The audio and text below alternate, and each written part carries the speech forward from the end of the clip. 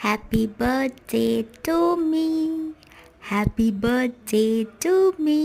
Hello everyone, welcome to my Mini's world. এই বার্থডেতে আমি কিছুই ভালো মন্দ করতে পারিনি, শুধু রাত্রে একটু সেলিব্রেশন করেছি। বার্থডের দিন কি কি করেছি চলো শেয়ার করি তোমাদের সাথে। প্রথমে সকালে তো ভরপুর ব্রেকফাস্ট করেছি, একদম ইয়ামি ইয়ামি খাবার খেয়ে।